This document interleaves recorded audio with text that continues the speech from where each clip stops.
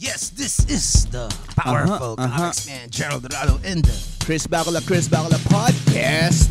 This is Sausawan Podcast. Nagbabalik. Muli nagbabalik. Eto, nagbabalik, ngunit walang topic. Yan. Meron kaming mutya ng gabi. Yan. Nagbabalik. Welcome back, Miss Lizelle Ong-Sing. Yes. Kailangan ba may chew? Okay na yan. Okay na yan. Okay. So, actually, medyo naging busy ako. Ikaw, Chris, naging busy ka. Sobrang busy. Update lang natin na ang ating bang minamahal na Sofia nagbalik na. Hindi pa. Nag-soul searching pa siya doon sa bundok. Ang hirap sa bahay. Buti nga medyo late tayo nag-start kasi nakapag-ayos pa ako ng bahay. Okay. Bumili pa ako ng chips saka vino. Oh. 2 vino na pula. Nasaan? Nasa ref. Pinapachill ko pa. Pinapachill ko yung vino. Mamaya kukunin ko pag nag-usap na kayo ni Liz. Okay. So, we've had Lizelle a couple of months ago, no? Diba? Ang ating first time nating nakasama si Lizelle. Pero ngayon, dahil sobrang busy namin, hindi ako nakapaghanda ng...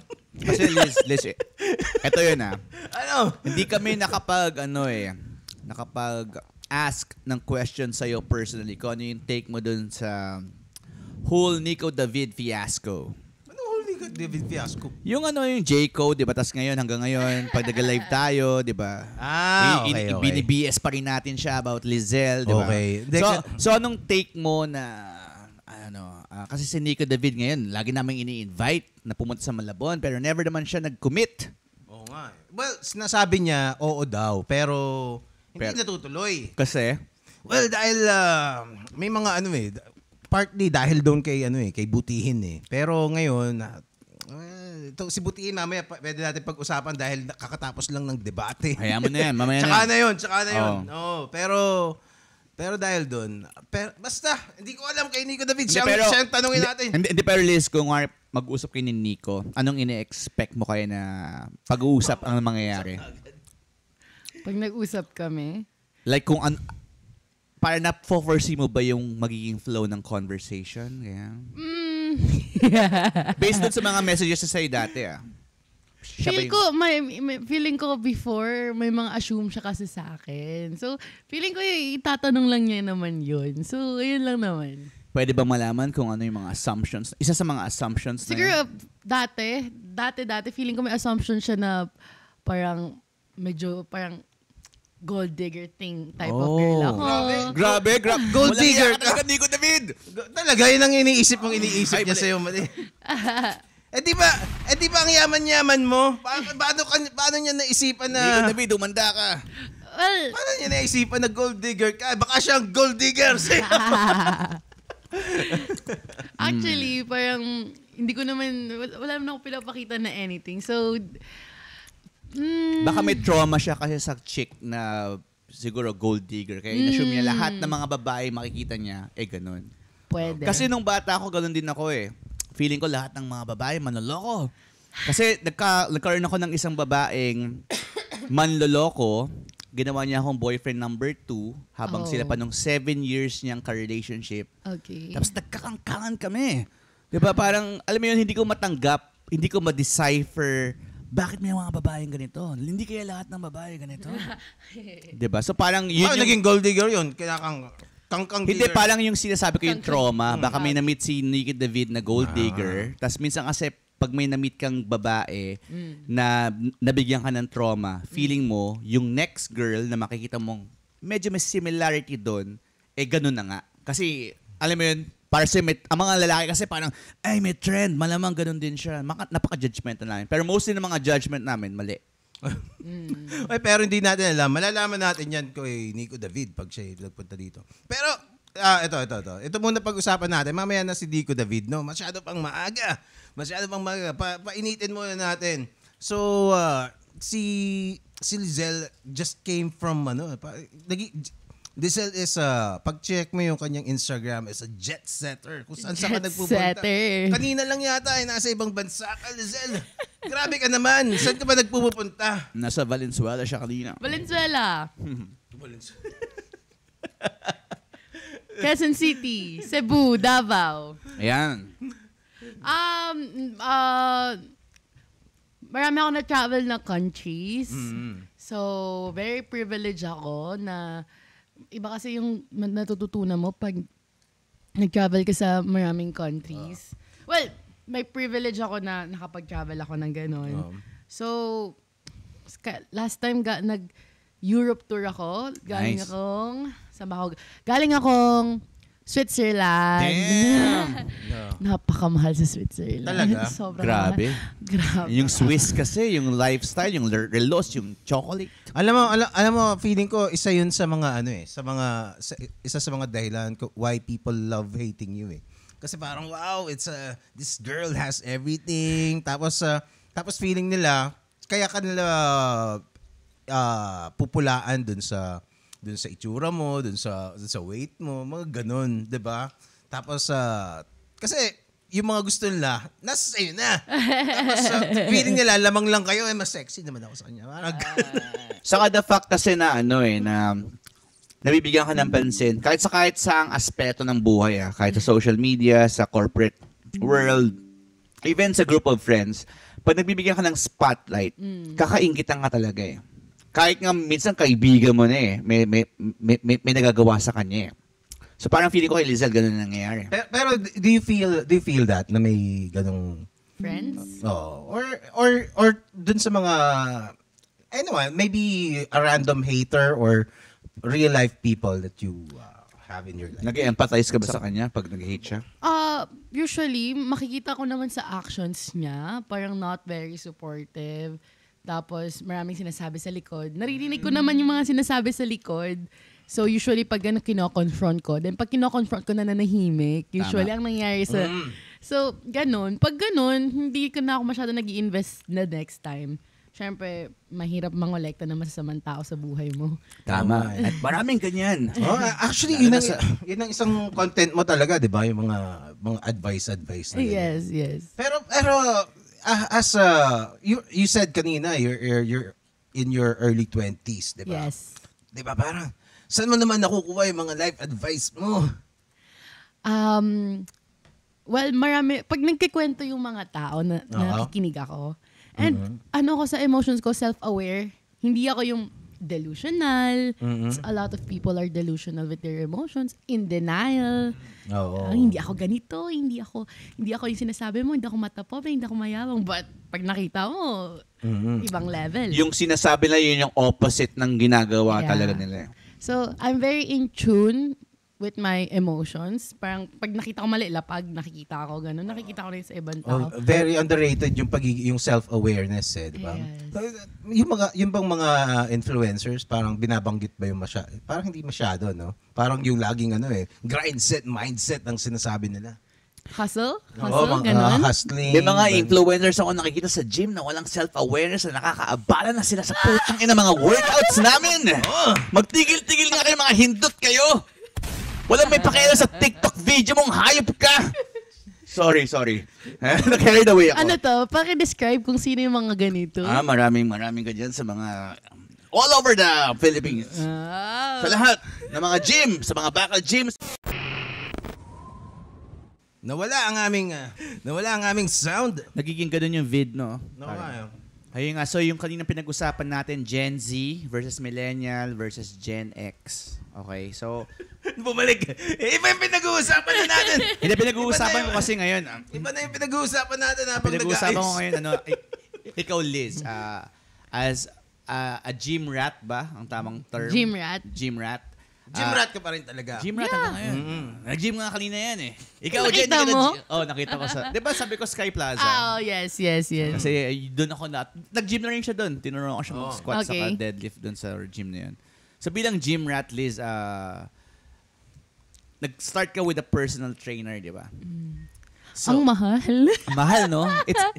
Lalo na sa US. Parang Jeez. sobrang luxury pag meron kang personal trainer. Hindi nga ma-afford ng mga magulang ko yun eh. Kasi napaka-impractical eh. Parang bumili ng Mercedes-Benz daw eh. Well, exaggerated, pero parang ganun sila magsabi sa akin kung ba't hindi nila kaya mag-afford ng personal trainer. Pero ikaw, nung nag-start ka with a personal trainer, kinailangan mo yun, di ba? Hindi naman kasi ma-install yung discipline sa'yo kung wala kang personal trainer. So, you really have to invest. Kailangan mo talaga yon. And to any beginner sa gym, Yes. kahit 1 month lang, na may coach ka, tas after nun, copyahin mo lahat ng mga program niya, tas search mo na sa YouTube lahat. IG. Or IG, ang TikTok. dami na. Ang dami, grabe. Ang dami. Tapos, pero kung tamad ka talaga, kung sobrang busy ka, edi, gawa ka na ng coach. Kasi nakita ko nakita ba si Bong Revilla, bro? Hindi. Meron siyang live video si Bong Revilla. Meron siyang coach, si Hoven, yung IFBB Pro yun, si Hoven eh. Eh, habang nag-workout si Bong Revilla sa home gym niya, may lagay siya ng plate dun sa kamay niya. Wow. Ganun siya ka-senyorito dun sa, di ba usually gusto mo ikaw yung mag-rack, tapos kung mag-bench press ka sa incline press, gusto mo yung may ganun kang move, di ba?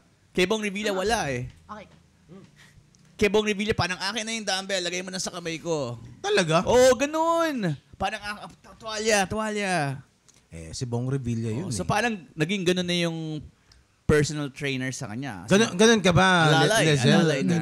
Ganun ka ba ka, senyorita? Hindi. Lizelle? Hindi. Tubig Talaga. ko. Ito. Di ba sabi ko nga kayo na parang parang you said you were born in privilege. Parang ikaw ba paano ang isang Lizelle Ong-Sing sa kanyang bahay? Ikaw ba nag-uugas pa ng pinggan? Yes, pero lumaki ako nang hindi siya naging mandatory. Paano yung childhood mo living as Gen Z life na okay? Kasi I see other kids my age, yung paghugas ng pinggan mandatory. So hindi siya mandatory sa amin.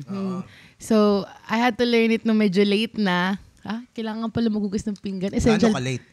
Mga na 18, 17. 18 ka na nakahawak ng joy. Nawakan ko minsan, tapos wala na, ganyan. Talaga?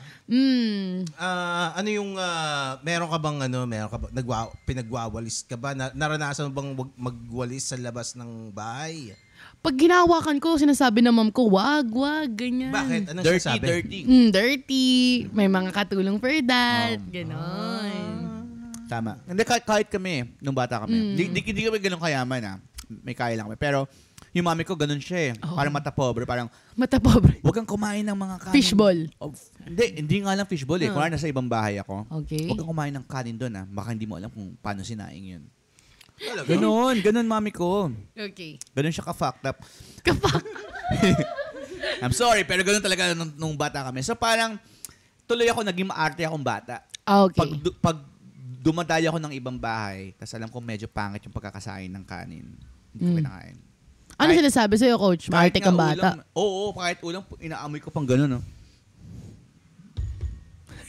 Hindi okay to. Maarte akong bata. Tas, especially ako growing up in Malabon, halos lahat ng mga kalaro ko nun, mga less privileged. Okay. Mga nakatira sa, alam mo, sa mga barong-barong, malapit sa tambakan ng basura, dyan sa may Katmon. So ngayon, pag dumadayo ako doon, gets ko naman si mami na protective lang siya sa anak niya na baka magkaroon ng disease, 'di ba? Or baka ma-hepa, 'di ba? Kasi na-hepa na ako nung bata ako, hepatitis A. 'Yun. Tapos concern lang siya baka ma-acquire ko ulit yung ganung klaseng disease. So kaya siya ganun, ka-protective. Na to the point nagiging parang mata pobre. And someday ikaw, pa nagkaanak ka, Yes. parang, ano yung point na, kasi sa Pinas, hindi ka matapobre kung hindi ka, kunwari, pawis siya, nakipagbeso ka sa pawis na basurero. Hindi siya maarte. Pero, iba yung pagiging ganun sa hygienic ka lang eh. Diba? Or, kasi, iba-iba tayo ng antibodies eh. So, maaring sila, tumibay na yung antibody, yung taong grasa, kumakain ng kanin na tutong, okay sa kanila. Tapos ako, hindi para sa akin yun kasi hindi ako sanay kumain ng kanin na tutong. Di ba? Ikaw ba, Lizelle, nakakain ka ba ng kanin na tutong? Yes. Talaga? Okay naman. Parang kay Donald. Pero marunong ka bang magsaing? Marunong. Ano mga gawaing bahay na alam mo, Lizelle? Parang lahat naman marunong na ako kasi sabi ko, ay, di dapat pwedeng umasa ako lagi sa Sayang. Katulong. Magsayang sa rice cooker o magsayang na mano-mano? rice cooker. Yeah. Tuturuan ko kayo magsayang sa rice cooker. Madali lang naman. Hindi naman mahirap. Hindi sa rice cooker, yung mano-mano. Ano yun? Paano yung mano-mano? So, kailangan meron kayong pan na medyo, yung Malaki. parang, tapos lalagyan mo ng tubig sa kanin, di ba? So, parang ganito lang kadami. 1 each. Yan. Tapos papakuluan mo lang siya. High heat. High heat. Kung induction kayo, high heat. Tapos pag kumulo na siya, lagay mo sa low heat. Tapos timer mo na 8 minutes. Tapos patayin mo. Tapos kailangan clear lang. Kailangan nakatutok ka pala dyan, coach eh. Pero mabilis lang 8 minutes lang. Tapos clear dapat yung glass, yung cover niya. Dapat glass cover para makita mo yung itsura ng kanin. Tapos antayin mo lang siya na maluto. All in all, siguro aabutin ka lang ng mga 18 minutes. 18 minutes? Oo. Well, tama. Mga ganun nga. Mga 20 minutes to Tama. good, luto na yun. Mas, oo. At mas okay pa kaysa sa rice cooker. Kasi sa rice cooker, minsan may mga tutong pa rin. Sa ilalim. Oo. Anyway, teka, pagsalita yung kwento kayo kwento eh. Nagtatanong ako sa kanya eh. Di ba, ikaw ang sagot ng sagot. Sorry. Sige, bigyan na tayo ng tips. Wala na ako. Naubusan na ako ng tanong. Ikaw magtanong kay Lizelle. O ito, going back, gym coach. Oh my So, God. personal trainer. Okay. Hindi ba dumating sa point na, nung time na may personal trainer ka, meron ka bang boyfriend nun? O single ka pa lang? Yeah, single ako nun. Single. Dumating ba sa point na minsan, nung may personal trainer ka, naging very... Crush ko? Oo, naging crush mo yung personal trainer mo? Hindi ko naging crush. Napupugian ako. Pero Yan. sinasabi ko, coach, ang pogi mo Ano ah. sinasabi ng coach? Nahihiya Hindi, siya. wag na. Ikaw talaga, Ikaw bibigyan ka talaga. ng free session eh. Ganun. Pero pag ganun, ano ba? Feeling mo, medyo naiilang ba siya pag sinasabi? Natatawa. Natatawa siya. Natatawa. Walang Flatter. ilang. Wala. Kasi kung ako sinabi na gano'n, maiilang ako eh. Hindi, coach, pogi mo today ah. One time, naglalat pull down kami ng client. Okay. Tapos sabi niya, dapat ko ba sabihin ito? Nakikinig ng podcast. Hindi. Sabihin ko ba, wag na. Hindi ko basta. Sabihin mo na free country Okay, to. one time, kasi nailang ako eh. Walang pangalanan. One time, naglalat pull down kami ng client. Naglalat pull down siya. Siyempre, di ba pag naglalat pull down ka, back exercise yun. Ang nagagamit mo ito. Ito yung kaya ka nakakalo sa kamay. Yan, tinan mo. May kalyo Kaya ka ba dyan? puro. O, di ba? May dami. kalyo. Ikaw, Jeff. Patingin Tingin. na. May kalyo ka ba? Yan. Kasi kakalat pull down yan. Ito. Yan. Ah, O, kakalat pull down. So, meron. Confirmed. Meron. Kasi gym rat yan si Lizelle. So, ngayon, sabi ko sa kanya, magkakakalyo ka. And, kasi beginner pa siya. Okay. And okay lang magkakalyo kasi lahat ng mga nasa gym, nagkakakalyo talaga. Normal. Minsan lang din kasi parang alam yung mga babae, masaya sa kamay yan, di ba? Tapos, sabi niya, okay lang yun, coach. Wala naman humahawak ng kamay ko eh. So, nung sinabi niya yan, parang, ano bang dapat reply ko doon? Anong dapat, nailang ako. Nailang ka? Nailang Dapat ako. pina-joke mo na lang, coach. Kasi hindi ko alam kung ano ba yung gusto niya, kung dapat bang replyan yun eh. Reply mo na Kasi lang. hindi ako magaling sa mga rebat eh. Pag seryo, kasi alam ni Jen na dalawa pagkatao ko eh. Okay. Pag nakita mo ako sa gym, very professional. Hindi ikaw ganyan. Hindi ako ganito. Oh, ang weirdo mo naman kung mang-shotgun ka doon sa gym. Hindi ako ganito, sobra akong prim and proper sa client. Kaya nga ayoko ng mga ganyan mga incident na mag-video call kayo ng mga kliyente tapos magwawala ka doon. Kasi makikita na yung tunay na ako eh. Hindi mo mapigilan, no, coach? Oo, hindi ko mapigilan eh. Parang nakakaya. I'm ashamed of it. Pero yun nga. So, pag ganun, may humirit sa akin, ganun, naiilang ako. So, yung time na sa'yo, wala na ilang. Hindi ako na-involve sa coach or anything, ganyan. Pero dumating ba sa point na marang may mga coach na medyo malandi?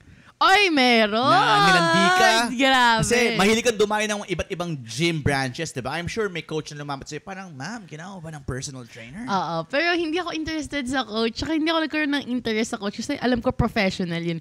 Tsaka alam ko may code of ethics yung mga ganyan, di ba? Na pag nagkaroon ka ng class. Sana lahat may code of ethics, Liz. Code of ethics. Code of ethics yan! Malamang. Pero hindi. Tao lang naman din kasi. Yes. Like any professional, darating yung time na you would break character. you'll break character. Break character. Kasi syempre, respect ko yung work nila. No? So parang, Paano pag hindi ka nila ni-respect? syempre, it's up to you kung Oo ano yung aalaw mo. Pero, saan mas naging weird yung experience sa gym? Sa staff ba or sa co-member? Sa akin, sa co-member. Co-member. Sa staff, wala akong masyado, sa akin personally, wala akong masyadong issue sa staff. Mabait. Mabait, pero may mga kulang na sanang ginawa. But, like, for example, yung mga actions na dapat nilang gawin, yung mga naninita, yung mga that I don't like it eh. Oo nga. Para sa mga gym kasi, like mga commercial gym gyms, Yes. meron sila mga VIP members. Yes! That's what I don't like. Yung pina-priority nila kunyari, yung mas may money. So, hindi ka ba naging part ng VIP member? Hindi ko alam. Sabi nila, Kumuha ka ng malaking package, di ba? yeah, isang cash bag sa akin, Diba? Actually, hindi ko alam kung naging part ba ako nun, pero hindi ko ramdam. Alin? Na VIP member dahil kumuha siya ng malaking halaga Mas- na personal training I package. think mas VIP yung mga iba, yung hindi na, kilala mo yun, coach, eh, yung sinasabi ko. Kilala ko yan.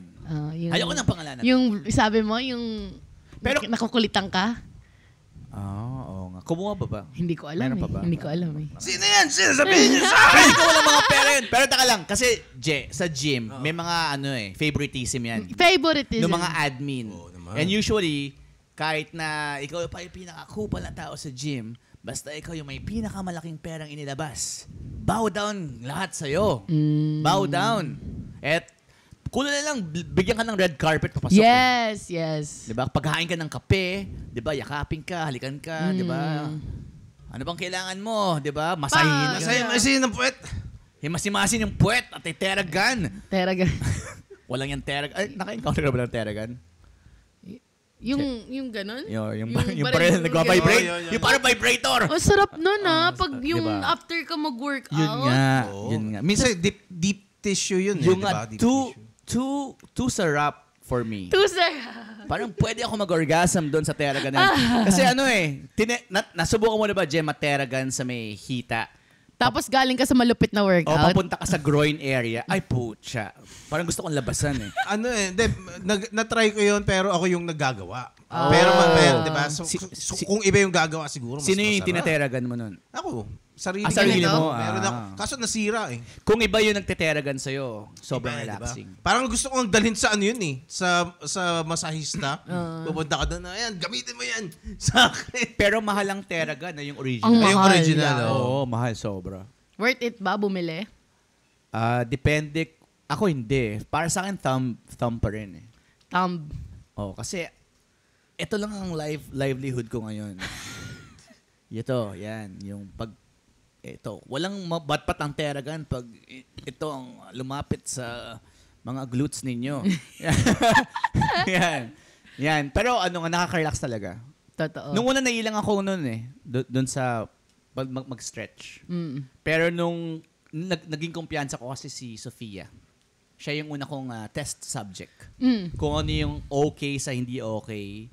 Kung ano yung masarap sa hindi masarap. At siya yung gauge ko eh. Kaya pag hinahawakan ko yung kliyente kong babae, parang alam ko hindi siya maano. Kasi magpapaalam muna ako, tapos pag hawakan ko siya, alam ko na masasarapan siya. Kasi pag nag-hesitate ka, anything na gawin mo, magiging pangit tignan eh. Kung may crush kang babae, nag-hesitate ka, baka daw pa sino ito. The moment na magsalita ka, it will come off not good. Not good. Pero kung kumpiyansa ka lang, bro, yung wala ka lang pakialam, kahit na walang kwenta yung sinasabi mo, okay. Maganda. Ikaw, Je, ano bang tingin mo dun sa ganung klaseng perspective, yung wala ka lang pakialam? Walang pakialam saan? Sa pag-approach ng mga babae dahil gusto mo lang gawin. Kesa maging torpe ka. Kasi diba, sabi mo, sa Kumu, marami nag-a-ask ng advice mo eh. Oo. Kumu ka ba? Nasa kumu ka? Hindi, meron akong tinatambayan lang doon. Why? Ako nga eh, ang weirdo nga nun eh. Pero tsaka na yun. Hindi, pag habang tumatanda ka kasi makaka-build ka ng confidence. Kasi yung pagiging torpe. So, dumaan din ako sa pagiging torpe eh. Pero, kumbaga, the more you do it, kumbaga, getting used to failure and rejection, yun lang yun. Kumbaga, don't think na even the most yung mga fuckboys dyan, dumaan din sa nababasted yung mga yan. Diba? So, meron kasi yung iba na impression na kala nila porke fuckboy, never nang nabasted. Yes. Kala nila porke fuckboy, never nang natorpe, di ba? Kasi yung ibang, na-realize ko yan nung nung college ako, I realized na hindi lahat ng tao, pantay-pantay yung level ng confidence. Kasi ako, hindi naman ako nanliligaw, hindi naman ako nakikipagbolahan. Nakikipag-usap lang ako dun sa mga babae. Bilib na sila sa akin. Nakakausap mo yun. Diba? May ganun na akong kaklase na parang, bakit? Di ko naman siya pinopormahan. Kinakausap ko lang siya. Kumbaga para sa kanila, sobrang hirap na nun. Hindi sila makatingin, diba? Tapos yung idea na lalapit sila at kahit magtatanong lang kung anong klase na, it's too much na. Kaya feeling nila, siguro yung mga losers, feeling nila, chick boy ako. Diba? Pero sa totoo lang, di naman ako. Kasi sanay ka diba? halubilo sa mga sa female. Oo. Kumbaga hindi ako, until I realized na parang, na-realize ko yun, na parang, sila pala hindi nila kaya yun, makipag-usap. Ako at least, advanced na ako. Konti na lang. Diba? Kung natotorpe-torpe pa ako, konting push na lang. So, parang wala na, yun na yun eh. Diba? So, hindi na ako, naisip ko, siguro, ganito. Susubukan kong hiritan ng konti. Until, hirit-hirit lang, until maging okay na. Diba? Mahirap kasi talaga makipag-usap sa opposite sex eh. Like ako at first nung college, ganun eh. Kaya ang insecure ko nung college eh. Ang hindi kasi nare-realize din ng mga babae, men are terrified to get rejected by women. As in, kahit gaano ka astig pa yan, kahit si Brad Pitt pa yan, diba? Dumaan sila sa stage na gano'n, na parang, of course, the more you get used to rejection, the more you get used to being successful in finding mates, it gets easier. Pero if you can't accept na magfe-fail ka paminsan-minsan, wala mangyayari. You're gonna get stuck. Ako, ang naging technique ko dun, Liz, I used to date ugly chicks. Totoo, at to the point na yung mga tropa ko, inaasar ako, bakit? Papangit naman yan. Bakit? Kasi ako, meron akong thesis nun eh. Ang thesis ko, parang game, role-playing game. Bago ako mag-upgrade ng character, sisimulan ko muna sa maliliit, yung maliliit na mga points, tapos eventually, a-upgrade din siya. So kasi, babae pa rin naman siya eh. Tapos Hoy, pakinggan niyo ako. Meron pa rin siyang puso. Di ba? Alam ko, bukid. Tama. May puke pa rin. Ang ibig ko sabihin, pag ito, na-accept mo siya for who she is, tapos eventually, inisip ko baka mamaya mas yung next best thing na, di ba? Yun yung thinking ko nun eh. Parang hindi habang buhay pangit. Pero, kumbaga, parang siya mag-upgrade ka rin. And true enough. Ganda naman. True enough. Super ganda. Oo. So, ang tingin mo dun sa mga pangit, bonus round. Bad yun. Tama. Mali yun. Medyo pangit ako doon, pero ganun ko tinitake. Non. Oo, noon. Pero ito nung nandun ako sa eksena, hindi ko siya nakikita na gano'n. Kasi parang pag treat mo na bonus round yun, hindi mo makakukuha yung puso niya, di ba? Okay. So nandun ako sa moment eh. So siguro if you are looking from afar, you would think na, si Chris gagawin lang niyang bonus round to. Actually, pero pag nandun ka sa mismong sitwasyon, hindi, nag-e-effort ako, lumalabas kaming dalawa, di ba? Actually, hindi bonus round yung, hindi accurate yung bonus round na sinabi ko eh. More on, parang, these are opportunities. Yes. Yun. Kumbaga, wait. Parang opportunity yan na walang gumagamit. Parang vacant na court. kasi sino ba? Di ba parang, teka, bawa gusto mong mag-PlayStation. Walang gumagamit eh. Gamitin mo. Walang gumagamit sila at sila willing sila magpagamit kasi parang, hindi kami nilalaro, laruin mo kami. masasabi mo, Liz? Tas ako Teka, pag-react din natin si Liz. Magaling. I really like it. Magaling yung thoughts mo dun. At least nagamit mo sila. And dahil doon, na-apply ko siya sa podcasting when talking to different women. Yes. Kasi ang hirap eh. Ang hirap makipag-usap sa babae talaga. May mga strong na babae. Yeah. May mga sensitive na babae. May mga malokong babae. Pero kahit na ano-ano pa itsura nila, kahit ano-ano hulman ng pekpek, maiintindihan mo sila pag marami kang na ano eh. Ano na-conclude mo sa dami ng kinausap mong opportunities, Coach? Yung experience is the best. Experience the Para best siyang teacher. sparring sa akin eh. Sparring. Hindi ka magaling makipag-boxing kung hindi ka makipag-sparring. Tama. Actually, tama. Spot on analogy. Spot on analogy. Pero, pero it doesn't mean, as long, I think you can, kasi malay mo ma-in love ka rin. 'Di ba? Malay mo ma-in love ka rin dun sa feeling mo parang pa-practice lang kayo.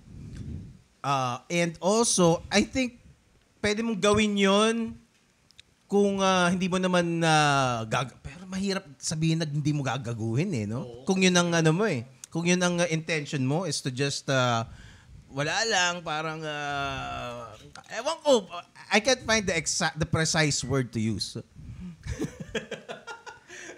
Pero ang pangit naman nun kung like ginawa mo ng training ground yung mga... Yun, training ground. Yeah, training ground yung Sa akin mga... kasi hindi ko sila pinursue kagaya ng iniisip nyo siguro. Na-meet ko lang sila sa club eh.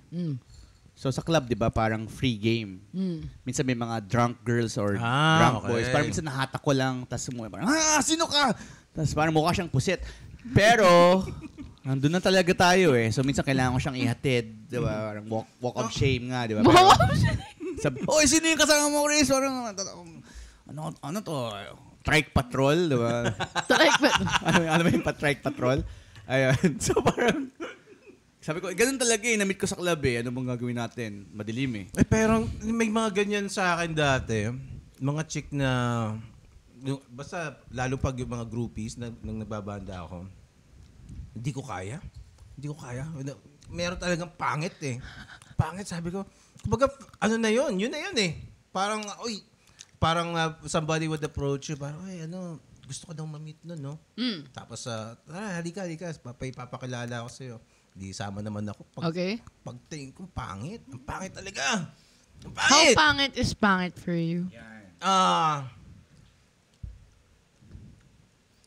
Ang hirap explain eh. Para siyang si Pokwang.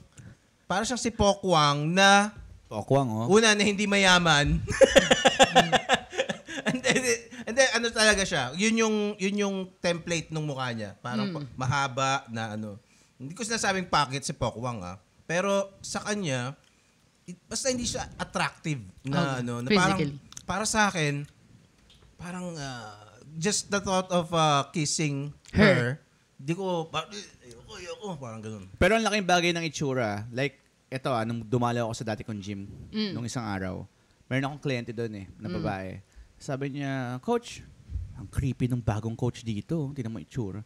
Sabi ko, baka naman naging mabait lang kasi bago siya, nakipagkilala sa'yo. Getting to know. Hindi kasi palakad-lakad siya. Sabi ko, dahil siguro yung itsura niya, no?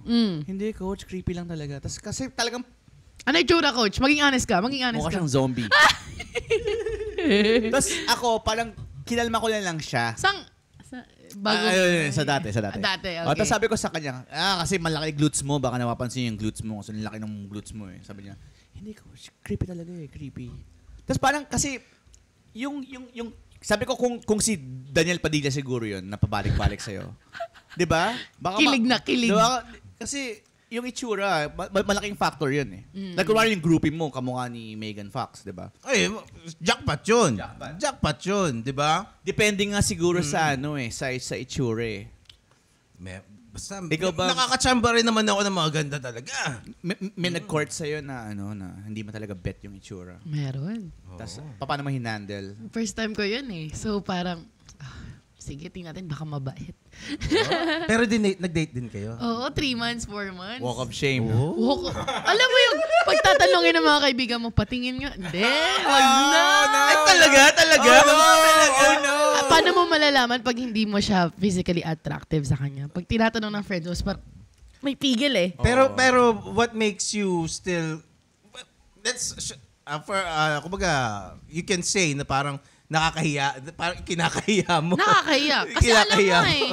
Pero bakit why would you still Go out? entertain him? Siguro that time, parang wala akong makuha super pogi. Sige, dito na lang. Parang yan. Diba? Parang alam mo na yung approach So ko, nag-settle down ka, parang gano'n. Naging Chris ba ako lang ka? Pero ito tanong, parang medyo change topic ng konti. Sa pangbabasted, ano ang dynamics ng para sa isang babae? Kasi sa lalaki, sabi ko kanina, devastating yung mabasted, yung rejection, di ba? Yes. Pero sa babae, ano yung from the time na nililigawan ka pa lang, tapos magde-decide ka na busted siya, at saka dealing with the aftermath na busted na siya, kung ano mang reaction niya. May guilt ba? Meron bang ano yung thought process Depende. para sa pagbusted ng isang lalaki? Depende kasi, usually, depende sa naging actions ng lalaki. Magkakaroon lang ng guilt yung babae kapag sobrang bait ng lalaki. Pag sobrang thoughtful, sobrang ma-effort, dun siya makaka-guilt. Tsaka hindi naman babasa din ng babae kung sobrang ayos ng lalaki. So maaawa ka to the point na sasagutin mo siya? Hindi. Kumbaga parang, kunyari, usually naman ba't nababasa yung mga lalaki? Lack of effort, lack of time. Yung words doesn't come up with the actions. So, di ba? What's the point? Yun nga eh. Pero ang hirap maging babae, no? Kasi minsan you don't choose who dates you eh. Minsan sila yung nangungulit. Tara, Liz, labas tayo. Picture. Diba? Picture. Kalagitnaan ng podcast, nag-picture. Ayan. So, yun yung burden para sa akin. Para sa isang babae. But it depends on who you allow. Allow to what? Allow to talk to you. Ganyan. You Pero can talk minsan, Oo nga, di ba? Kasi i-filter mo muna eh. So bago why mo busted, filter mo muna. why did you allow that ugly guy to date you? 16 lang ako nun eh. 16. Anong age niya that time? 20? Gano'n ata, 21. Age of sexual consent! Age of sexual consent! Age of sexual consent! Hindi pa uso noon yung ganun-ganun. Di Yung ba uso? ngayon lang nauso yung mga sexual consent. Kasi may debate na nangyari. May debate kasi nangyari. Ano nangyari? Paliwanag mo, Je. Naku, sige na, paliwanag. Sige. Putol-putulin lang natin to. Wala nang second episode. Part 1, part 2 na lang. Sige, paliwanag mo yan. Go. Hindi, kasi itong... actually, yan ang nag-consume sa weekend ko. Kaya hindi ako nakapag-prepare ng topics ngayon. Itong nagkaroon tayo ng debate. At first of all, I would like to congratulate Fiscal EJ. Congratulations. Fiscal EJ for winning in a unanimous lopsided decision. Kasi nagkaroon sila ng debate sa YouTube. Meron kasing isang vlogger na attorney, itong si Butihing Abogadong Attorney Libayan, yung last time, di ba? Okay. Yun, medyo kaibigan ng ating podcast ay meron siya mga pronouncements na ang age of sexual consent daw ay 18. Okay, so 18 daw yon. So, adamant siya doon. Tapos tinawag niya pang pedophiles o kaya bobo ang mga taong hindi naniniwala sa kanya. Okay, so ngayon, syempre may mga kumukontra. Nasa social media tayo, di ba? So, ang numero unong kontrabida niya ay ang hayop na meloyap na ito. Si Melo. Tapos dahil sa history namin dun sa kay Butihin, medyo na-associate na rin kami dyan na parang, kumbaga parang against dun sa mga ideas nitong si Atty. Libayan. So ngayon, long story short, itong si Libayan kasi, may standing of challenge siya na pagdebatihan natin to, pero maghanap kayo ng abogado. Okay. Abogado yung kakalabanin ko. So, after several months, nakahanap si Melo Yap ng fiscal pa. Wow. From Ormoc. Na gumawa kasi siya ng content na about dun sa sexual consent na ginamit niya na reference to rebut Attorney Libayan. Pero dahil sira ulo mga fans nitong si Attorney Libayan, sinugod si Fiscal EJ at kumbaga, parang binabash din siya nung iba until, long story short again, na sucked in siya doon sa YouTube drama na yun. Sa toxicity na yun. Oo, 'di ba? Na-sucked in siya doon sa toxicity nga. Until na-convince siya ni Melo Yap na makipagdebate to take up the challenge nung kay Attorney Libayan. Kaya kahapon natuloy ang debate of the century. Yung debate of the age of sexual consent. Oo. Okay. Age of sexual consent. So, ang affirmative, ang pinagdebatehan nila ay 18 ba ang age of sexual consent. So, si Libayan, 18 siya. Okay. Si Melo tuloy. Si Fiscal EJ, 16. Which is, yun naman talaga yung nakalagay. Kasi, merong pinirmahan si Duterte. Meron siyang pinirmahan last year, 2020 or 2021, or 2022. Basta ganun. May pinirmahan siya na RA raising the age of sexual consent from 12 to 16. Kasi dati nga 12 pa eh. Grabe. Diba? Wala nakakaalam nun, di ba? Diba? Isipin mo yun. 12 years old, no? 12 pa dati, so inangat. So, nung nakita ni Libayan yun, hindi yan. Peke yan, fake news daw yun. Okay. Fake news daw yun. So, Pero official yun, di ba? Official news. pinirmahan ni RA eh. Either si Raulo si Duterte tsaka yung mga senador na nagsulat nun. Diba? Well, long story short again, nagdebate sila tapos merong nag-adjudicate na tatlong CA justices sa Court of Appeals. Tapos nagdebate sila. Etong si Butin, siya yung una eh. Tapos ang moderator si Attorney Claire, tapos pangalawa si Fiscal EJ, tapos nag-cross sila each other. And then finally tinanong sila nung judges, 'di ba? Tinanong sila. Tapos ngayon, ang ending 3-0. Tatlo yung judges, lahat pabor kay Fiscal EJ. So 3-0. Wow. Na totoo naman talaga na yun na kasi talagang nakalagay sa batas. Pero itong si Butin ay hindi marunong salty at tinatawag nila kaming ampalaya. Ikaw pala Butin, ang tunay na ampalayang hayop ka. Oo. Diba? Yan kasi si Butien ay, kung di mo lingid sa iyong kaalaman, Liz, ay son-in-law ng mayor ng B. City of Pines. Hindi, Okay. anyway, itong Medyo big time. Big time. May law firm yan. Wow. Ay, ayaw niya magpatalo kahit mali na siya. Well, ang pinapanghawakan niya kasi hindi daw malinaw yung pagkaka-determine ng age of sexual consent. Meron yun daw 16 ay tawag doon? What's the word? Exemptions daw yun. Pwedeng yung 16 na sinasabi dun sa RA na pinirma ni Duterte, exemptions daw yun. Pero ang matindi niyan kasi, nung siya ay nag-present at saka ay si Fiscal EJ ay kinross-examine siya, makita mo ang husay ng ating Fiscal EJ. Tapos actually medyo naawa nga ako kay Butin nun. Sa totoo lang kasi nagmukha siyang estudyante na nagde-defend ng amateur. thesis. Nagmukha siyang amateur. Nung tinatanong siya ng mga justice, mukha siyang estudyante na nagde-defend ng thesis na mukhang babagsak. 'Di ba? Mukha naman talagang babagsak yung hype na yan.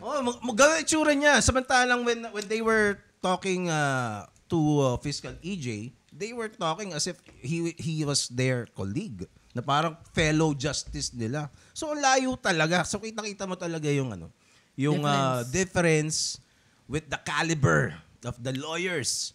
And of course, kasi pag nasa tama ka, yun na yung nakalagay sa batas. Ano magagawa mo doon? Pero of course, Butihin is still entitled to believe whatever he wants to believe. Yes. Yung alang kasi nung time na binabatikos kami ng mga fans nito ni Libayan, dahil abogado siya, parang ang dating, siya na yung No, lahat na. rightful, bearer, sabi nga nito ni, Videos XN6 SSS. Talo si Dibayan sa debate, pinagmukhang amateurs ni Fiscal. Tama nga si Comics Man, walang saysay ang titulo in the arena of ideas. Kahit lawyer ka, doctor ka, like, yung opinion mo ni Liz, na kahit nasa TikTok, sa YouTube, it matters And may sense din kung iisipin mo, di ba? And also, if you're a lawyer, 'di ba, gusto mo nga yun ang ironic dito kay Butihin na parang he claims to have created his YouTube channel to educate people about the law. 'Di ba? To educate people about the law and para alam mo, you get equipped and learn about the law. Pero at the same time, di ba kontrapelo yung sasabihin mo, okay, bakit mo tuturuan yung sasabihin mo na i-dismiss mo lang naman? Di ba? Porket tinuruan kita, pero abogado ako. Pag ako ang kausap mo, walang kwenta yung tinuro ko sa'yo. Kahit yung alam mo, ay narinig ko lang naman sa'yo. Di ba? Pero dahil wala ako nung diploma at saka nung bar title, kung ano man yun, na pinasa na yun, biglang all of a sudden, kaya nga, wala nang kwenta yung opinion mo. Di ba? Tama. At saka nagkakawala lang naman ng kwenta yung opinion pag yung opinion mo salungat dun sa kanya. Pag parehas kayo ng opinion niya, may value yung opinion mo. Yes. Di ba? And speaking of opinion, dahil sa space ni Liz, mahalaga yung opinion Like, opinion niya, opinion ng hater niya.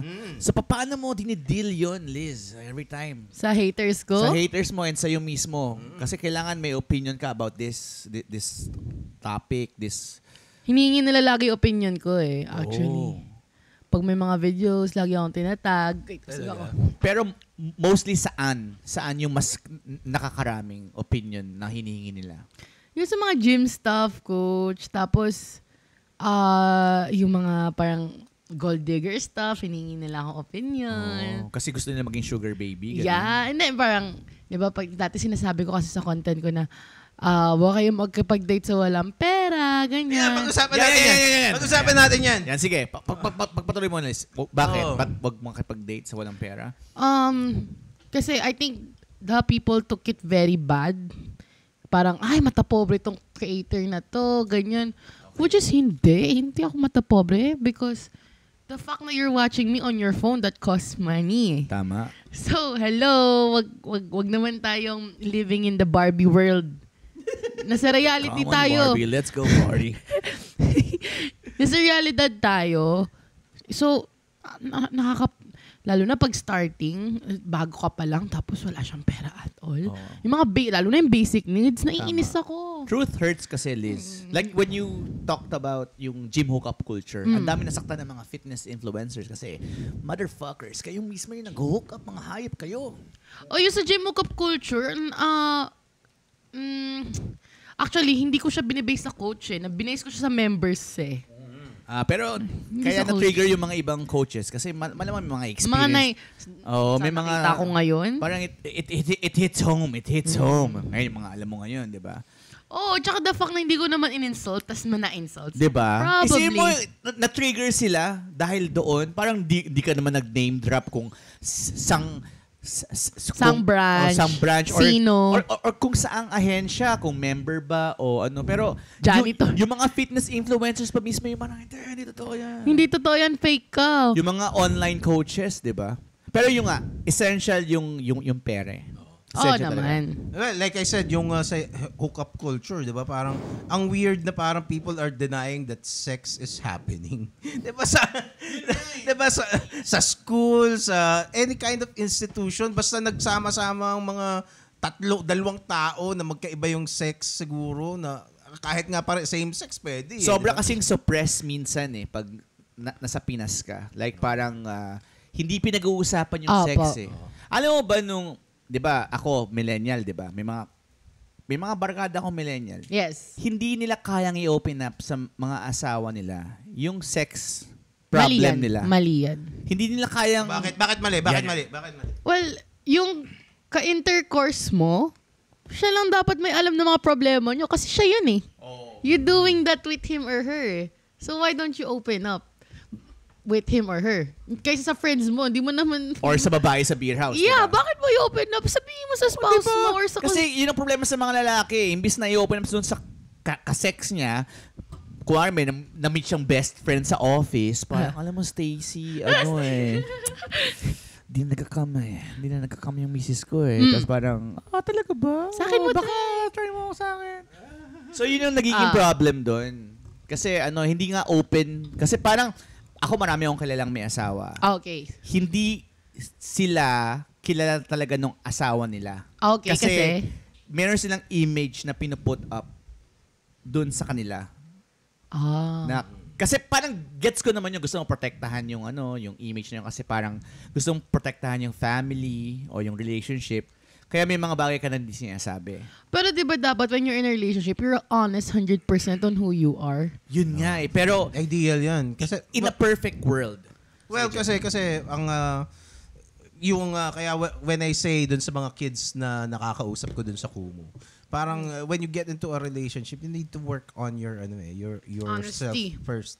Yung confidence mo, ideally medyo kaya mong you know who you are already. Parang si Moana, 'di ba? So, 'di ba? Moana. You know you are, 'di ba? You know who you are, you know yung meron kang self-awareness, kasi when you know who you are, alam mo yung pwede mong patunguhan eh. You can calculate or have an estimate of the things that you can do. You would also have an idea kung ano yung limits mo and the possibilities. And also, not just that, if you know who you are, you know kung ano yung values mo. Yes. You know kung ano yung importante sa'yo, kung ano yung priorities, kung ano yung hinahanap mo, 'di ba? So kasi at kung ano yung tingin mo na pwede mong gawin sa buhay, 'di ba? At you know how to make yourself happy. Pero of course, it is a very difficult thing to do. Kasi for one, even just the idea of thinking about working on yourself, sometimes it doesn't occur to a lot of people. Just the mere idea. So how do you even start? Because Diba? a lot of people, they grow up in denial eh.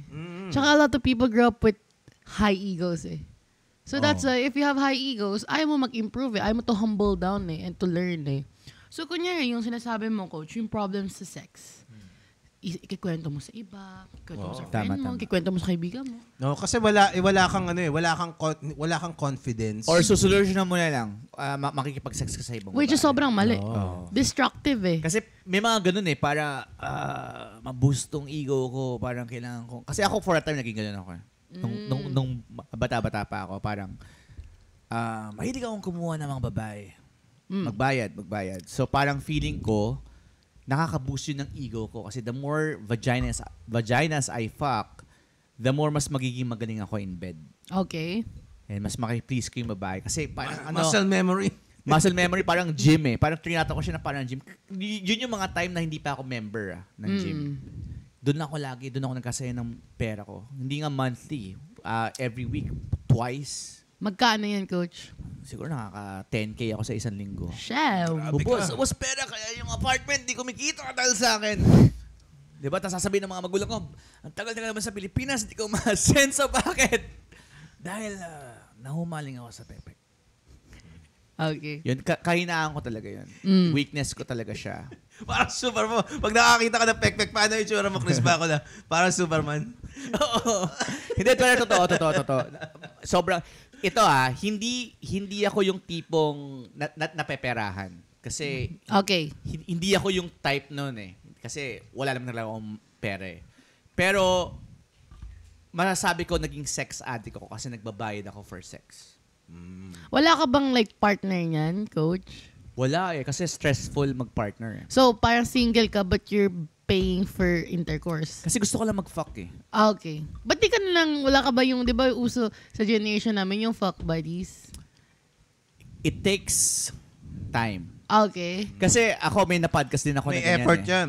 May effort It din. takes time, effort. Parang may girlfriend ka na rin in a way. And gusto ko lang mag-fuck eh. Tas And go. fuck and go. Fuck. Parang mag-gym ka lang. Buhat. Tas Pero in and out. ang mahal. Ang Oo, mahal ng mahal eh. addiction mo. Oo. Sa akin no yung yung fuck buddies eh. So mostly one night stands lang ako. I don't even get their numbers. Pero, nung na-overcome ko yung addiction ko dun sa pangbabae. How did you overcome it, Coach? Lumabas lang ako, stand-up. Naging stand-up comedian ako. Tapos, na-addict naman ako sa stand-up. Tapos, May addict talaga. lagi ako nasa gig. Minsan nauubusan na ako ng pera sa gig. Tapos wala akong stable job. Kasi imbis na pumapasok ako sa work ko, doon ako sa gig. Kasama ni Alex Calleja, di ba? Tapos pero ano lang, alam mo yun, yung hindi naman yung ikaw yung main event. Tapos nagkaroon din ako eventually nagkaroon ako sarili kong production. Yan, nakasama ko si Gerald, yung mga musikero kong friends. Pero until nawala. Tapos, na-addict ulit ako sa babae, di ba? Madali ako ma-addict sa pek-pek eh. Bakit na-addict ka sa babae? I don't think it's just pek-pek eh. I think it's more. Siguro yearning din ako to be loved. Yeah, yearning ka sa nurture. Nurture. Oo. Siguro naghahanap ako, kaso minsan pag nahahanap ko, nakikita ko, ay, hindi pala siya yung... Hindi na pek-pek eh. I don't think it's pek-pek. I think pek-pek is just, kino-cover mo siya for pek-pek, but it's way more.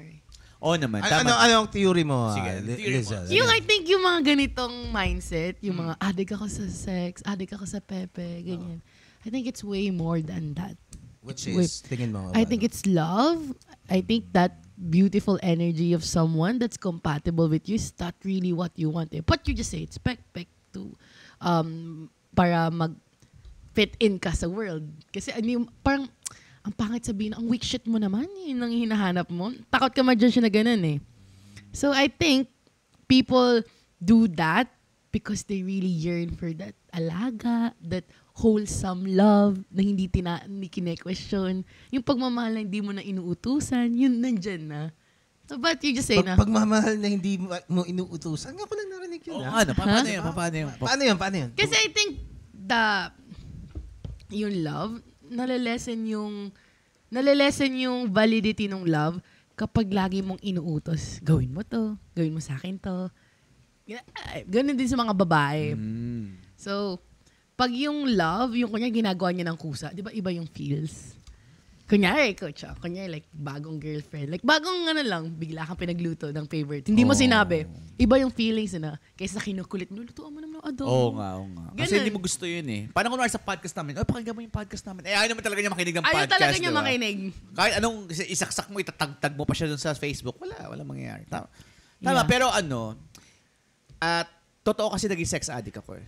Okay. That's good na inamin mo, di ba? Inaral ko talaga yung Yan ang una niyang sinabi dito sa podcast. Inaral ko talaga yung art of sex, of pleasing Ay, women. Kamasutra? Oo, kasi kaya nga siguro ako naging, kung nasan ako ngayon, inaral ko talaga yung Nasa ka. inaral ko talaga yung yung pag-please. Kasi sobrang idol ko si Tupac eh. Tupac. And kung pinapalo niya si Tupac. Yung bingo niya, yung bingo, sausawan bingo. si Tupac. So si Tupac kasi, very siya sa mga babae. Lahat ng different kinds of women, kaya niya makipag-interact. Okay, that's good. And kasi confident siya eh. So, nung college ako, sobra ko siyang idol. Parang gusto ko maging ganyang lalaki. Yung feminine, tapos compassionate sa mga babae. Tapos gusto siya ng babae. Kasi iba naman yung feminine tas compassionate kasi hindi ka naman gusto ng babae. Diba? Bakla ka nun. Or ka lang, weak. Pero siya kasi alpha siya eh. Alpha siya na lalaki na nakaka-attract ng mga okay na mga babae. Kagaya ni Jada Pinkett. So, yun ang inaral ko eh. Kaya siguro, nung time na yun, nakipag-date ako sa mga hindi magagandang babae. Kasi, gusto kong malaman lang yung kaisipan nila. Parang podcast, di ba? Pagkausap ko si Gerald, may something ako na-absorb sa kaisipan ko na talino niya. And sa'yo din, na talino niya. So, same way, pag nakikipag-sex ka sa iba't ibang babae, may na-absorb ka. Anong na-absorb? Hindi Gonorrhea. kanino. Gonorrhea. Hindi. Pero yun nga. Kumbaga parang sexual energy ba? Or ano?